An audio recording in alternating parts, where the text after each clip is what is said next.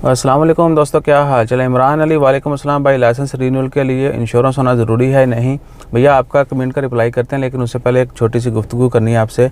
और वो ये है कि तुसी कहना पाया आते भी कमेंट एस कमेंट तक वीडियो दाग देती है। तो भैया ज़रूरी है, क्योंकि आजकल डॉलर का रेट काफ़ी ज़्यादा है और हम चाहते हैं कि सही रेट से जड़ा ना बहुत रेट से डॉलर कमा ली जाए। और दूसरा ट्रेंड तो सेट हो चुका है और बाकी फिर इजाज़त है कॉपी करो, कोई टेंशन नहीं।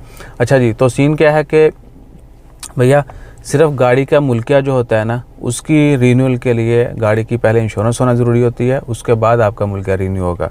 अगर आपका ड्राइविंग लाइसेंस है तो उसकी रीन्यूअल के लिए कुछ ज़रूरी नहीं है, सही है ना। वो सिर्फ आपने अपनी फ़ीस पे करनी है। उसके लिए क्या ज़रूरी है, आपका आईडी कार्ड जो है वो वैलिड होना चाहिए, आपका वीज़ा जो है वो होना चाहिए। वीज़ा आईडी कार्ड है आपके पास, वैलिड है, तो आप लाइसेंस रीन्यू करवा सकते हैं, ठीक है ना। अगर इसके अलावा कोई और लाइसेंस की बात करें तो प्लीज़ वो मेंशन कर दीजिएगा। ये दो चीज़ें मेरे ख्याल से आपने ड्राइविंग का ही पूछा होगा, गाड़ी का मैंने एडिशनल बता दिया जिसके लिए इंश्योरेंस ज़रूरी होती है।